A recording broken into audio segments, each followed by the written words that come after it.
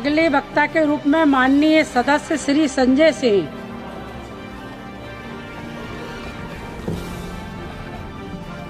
धन्यवाद महोदय, आपने मुझे इस अति महत्वपूर्ण बिल पर अपनी बात कहने का मौका दिया। मैं सरकार का पक्ष सुन रहा था और उनकी चिंताओं को सुन रहा था और इस बिल का मकसद जो उन्होंने बताया वो सुन रहा था। निश्चित रूप से महोदया, भारत की सुरक्षा सर्वोपरि है। राष्ट्र की सुरक्षा से किसी भी प्रकार का कोई समझौता नहीं होना चाहिए। देश के अंदर किसी को भी अवैध तरीके से घुसपैठ करने की इजाजत नहीं होनी चाहिए। देश के अंदर कहीं भी अवैध घुसपैठिया नहीं होना चाहिए। लेकिन पिछले 11 साल से इस देश के अंदर आपकी सरकार है। ज्यादातर राज्यों में डबल इंजन की सरकार है। डबल इंजन की सरकार है। ऊपर भी मोदी जी, नीचे भी मोदी जी, ऊपर भी मोदी जी, नीचे भी योगी जी, ऊपर भी मोदी जी, नीचे भी हेमंत बिस्व शर्मा जी। चारों तरफ महामानव की सरकार महोदया, महामानव की सरकार। वो तो अवतार भी कहते हैं अपने आप को। और उस अवतार की सरकार में घुसपैठ हो जा रही है। 11 साल से हिंदुस्तान के अगर किसी कोने में अवैध घुसपैठिया है, अवैध रूप से कोई नागरिक रह रहा है, तो उसके लिए सीधे तौर पे भारतीय जनता पार्टी की सरकार और प्रधानमंत्री नरेंद्र मोदी जिम्मेदार है, कोई दूसरा जिम्मेदार नहीं है। बॉर्डर की सुरक्षा महोदया किसके पास है? बॉर्डर की सुरक्षा गृह मंत्रालय के पास है। बीएसएफ लगी हुई है वहां पे। चीन घुसपैठ कर रहा है। हम लोग चिल्लाते हैं, बोलते हैं, आपको उसके बारे में बोलने की फुर्सत नहीं। गलवान घाटी में हमारे 20 जवान शहीद हो गए, लेकिन शर्म आती है उस चीन के साथ आपने अपना व्यापार बढ़ाने का काम किया है, हिंदुस्तान का रुपया उन तक पहुंचाने का काम किया है। देश के बॉर्डर की सुरक्षा आपके जिम्मे है। मैं बड़ा हास्यास्पद तर्क सुन रहा था, बहुत ही हास्यास्पद तर्क। यहां टीएमसी के हमारे मित्र बैठे हुए हैं, कह रहे थे बॉर्डर लगा हुआ है बंगाल के साथ, बॉर्डर लगा हुआ है आसाम के साथ, त्रिपुरा के साथ। उस समय कांग्रेस की सरकार थी, टीएमसी की सरकार थी, फला थी, डिमका थी। आधार कार्ड बन गया। आधार कार्ड बन गया, इसलिए उसी आधार कार्ड ने सब गड़बड़ कर दिया। और उसी आधार कार्ड की वजह से एक बांग्लादेशी घुसपैठिया बंगाल से चला, आसाम से चला, त्रिपुरा से चला, झारखंड पार किया, बिहार पार किया, यूपी पार किया, दिल्ली आ गया। और ये बेचारे देखते रहे, इन्होंने कुछ नहीं किया। और मल्लिकार्जुन खड़गे जी भी बैठे हुए हैं, ये भी राज्य में मंत्री रहे हुए हैं। माननीय लोपी साहब, प्रमोद तिवारी जी भी राज्य में मंत्री रहे हुए हैं। इन दोनों से भी पूछ ले सरकार के लोग, ये भी आपकी मदद कर देंगे। किसी राज्य के अंदर कोई व्यक्ति आ गया तब उस राज्य सरकार की जिम्मेदारी होती है। लेकिन मुझे लगता है आजकल पूरा का पूरा गृह मंत्रालय सुपरमैन की पिक्चर देख रहा है। पूरे भाजपाई सुपरमैन की पिक्चर देख रहे हैं। और कैसे देख रहे हैं? 50 किलोमीटर की सुरक्षा बीएसएफ के पास है। बंगाल में 50 किलोमीटर की सुरक्षा बीएसएफ के पास है। एक बांग्लादेशी खड़ा होता है, उस बॉर्डर पे खड़ा होता है जहां बीएसएफ होती है, जहां गृह मंत्रालय होता है। छलांग लगाता है वो व्यक्ति, 50 किलोमीटर छलांग मार के सीधे ममता जी के पास पहुंच जाता है। कहते ममता जी आधार कार्ड दे दीजिए। ये हो रहा है क्या? 50 किलोमीटर आप नहीं रोक पा रहे हैं। अपनी नाकामी आप नहीं बता रहे हैं। आसाम के अंदर, त्रिपुरा के अंदर, बंगाल के अंदर जो बॉर्डर है वो आपके जिम्मे है। और उसकी सुरक्षा के साथ खिलवाड़ आपने किया है, गृह मंत्रालय ने किया है, भारतीय जनता पार्टी की सरकार ने किया है। आप अपने दोस्त राज्य सरकारों के ऊपर मरते हैं। अरे आधार कार्ड तो तब आदमी मांगेगा जब राज्य की सीमा में घुसेगा। जब 50 किलोमीटर सीमा की सुरक्षा आपके जिम्मे है तो आप क्या कर रहे थे? आपकी सरकार क्या कर रही थी? और वो बांग्लादेशी सुपरमैन है, वो सीधे 50 किलोमीटर फांद के आएगा, सीधे पहुंच जाएगा 50 किलोमीटर के बाद ममता जी के पास, हमें आधार कार्ड दो। ये कैसा तर्क है?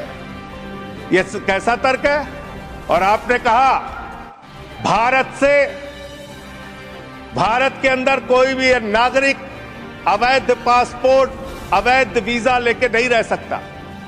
लेकिन मैं दूसरी बात आपसे पूछना चाहता हूं, इसका मैं समर्थन करता हूं, बिल्कुल नहीं रह सकता। लेकिन जो हिंदुस्तान के डकैत आज विदेशों में बैठ के हमको चिढ़ाने का काम कर रहे हैं, जिन्होंने हमारी बैंकों को लूटा है, जिन्होंने आम आदमी का पैसा लूटा है, वो 20,000 करोड़ की लूट करने वाला नीरव मोदी और मेहुल चौकसी कई वर्षों से हिंदुस्तान छोड़ के बाहर बैठा हुआ है, चिढ़ा रहा है इस देश को। उस डकैत को आप पकड़ के अब तक क्यों नहीं ला पाए? जवाब दीजिए, क्यों नहीं इसका पासपोर्ट जब्त किया आपने? ललित मोदी आपका दोस्त, आपके नेताओं ने उसको भगाया हिंदुस्तान से। 3,000 करोड़ रुपए हिंदुस्तान की बैंकों का लूट के विदेशों में बैठा हुआ है, क्यों नहीं आज तक आप उसको वापस ले पाए? विजय माल्या 9,000 करोड़ रुपए हिंदुस्तान का लूट के, हिंदुस्तान के बैंकों का लूट के, हिंदुस्तान के आम आदमी का पैसा लूट के 9,000 करोड़ रुपए विजय माल्या विदेशों में बैठा हुआ है, आपको चिढ़ाता रहता है। तिहाड़ जेल की, माननीय तिहाड़ जेल की विषय पे ही बोल रहा हूं महोदया, विषय पे ही बोल रहा हूं, विषय पे इन्हीं लोगों से सीखा है, इन्हीं लोगों से सीखा है महोदया। वो Vijay Mallya, I am not yielding sir, I am not yielding madam, I am not एल्डिंग।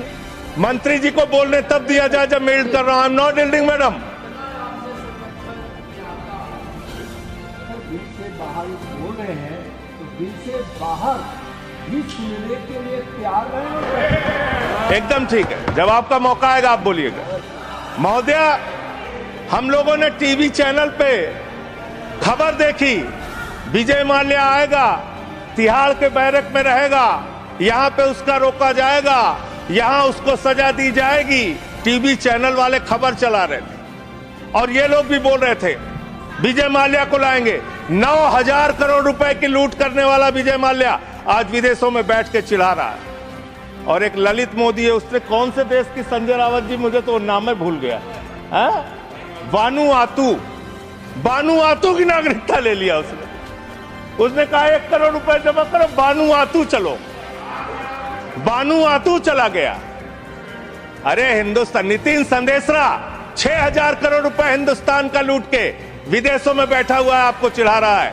और महोदया, मैं इस सदन का सम्मानित सदस्य हूं, देश के सर्वोच्च सदन का सदस्य हूं, बड़े दुख और पीड़ा के साथ आपके साथ कह रहा हूं कि इन बेईमानों का, जिन्होंने हिंदुस्तान की जनता के बैंकों में डकैती डालने का काम किया, उनको आज विदेशों में बैठा के मौज करा रहे हैं ये लोग। और मेरा पासपोर्ट जब्त है, मेरा पासपोर्ट जब्त है।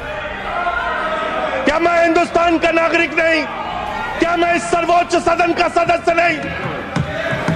मैं मेंबर ऑफ पार्लियामेंट हूं, मेरा पासपोर्ट जब्त है। मैं कहना चाहता हूं इनसे, अगर वास्तव में तुम्हारी नीयत साफ है तो आज हिंदुस्तान के अंदर 50 करोड़ से ज्यादा जिन जिन लोगों का बकाया है, सबका पासपोर्ट जब्त करो, कोई हिंदुस्तान छोड़ के भागने ना पाए। सबका पासपोर्ट जब्त कीजिए।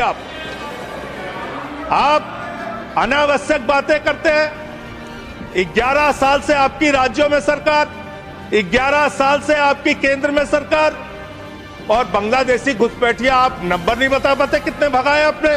आज बताइए कितने लोगों को आपने भगाया, कितने बांग्लादेशी घुसपैठियों को आपने हिंदुस्तान से भगाया 11 साल के अंदर। खाली राजनीति करते हैं।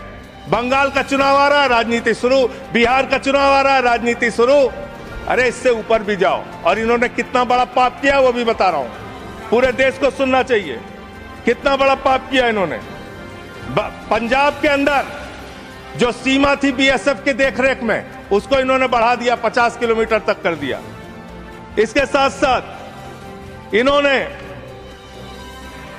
Tycoon profited after India relaxed border security rules for energy park. Energy park बनाने के लिए पाकिस्तान की सीमा में, गुजरात के अंदर भारत की सुरक्षा कानूनों में रिलैक्स देने का काम इस अपराध इस सरकार ने किया है अपने एक दोस्त को एनर्जी पार्क का ठेका देने के लिए, उसका फायदा पहुंचाने के लिए, उसका धंधा कराने के लिए, देश की सुरक्षा के साथ अपने दोस्त को फायदा पहुंचाने के लिए, अडानी को फायदा पहुंचाने के लिए आपने बॉर्डर की सुरक्षा पे, वहां के कानूनों पे रिलैक्स देने का काम किया। कितने शर्म की बात है, कितने शर्म की बात है।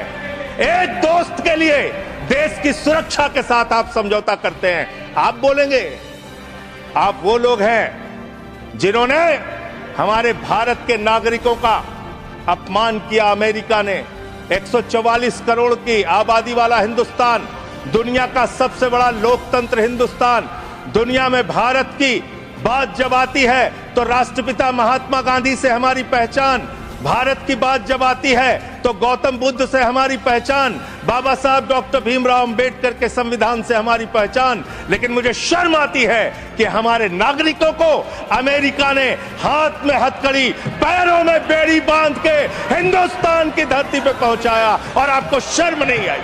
आप हंस रहे थे, आप मजाक उड़ा रहे थे हमारे नागरिकों का। और हिंदुस्तान के अंदर जो हमारे नागरिक लाए गए अमृतसर के अंदर, उनको हथकड़ियां बांध करके जब उतारा गया, मान्यवर महोदया, जब उनको उतारा गया तो प्रधानमंत्री भी वहां उस वक्त थे, लेकिन उन्होंने सवाल नहीं खड़ा किया। जब उनको यहां उतारा गया उसके बाद उनको कैदियों के वैन में बैठा के हरियाणा छोड़ा गया। ये कर रहे हो आप लोग, ये कर रहे हो आप लोग। बॉर्डर की सुरक्षा के साथ सबसे ज्यादा खिलवाड़ करने का काम इस देश में, घुसपैठियों को सबसे ज्यादा पनाह देने का अब पाप अगर किसी पार्टी ने किया है तो उस पार्टी का नाम है भारतीय जनता पार्टी और उस सरकार का नाम है मोदी सरकार और उसका गृह मंत्रालय। फालतू की बातें मत करो, फालतू के बातें करना बंद करो।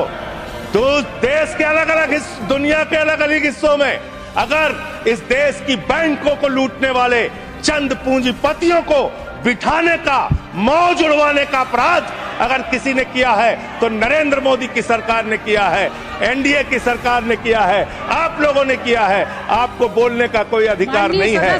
हम राष्ट्रभक्त थे, हैं और रहेंगे। आपसे किसी भी प्रमाण पत्र की जरूरत नहीं है। आप लोगों का इतिहास हिंदुस्तान की आजादी के आंदोलन में गद्दारी का इतिहास रहा है। बहुत बहुत धन्यवाद महोदय।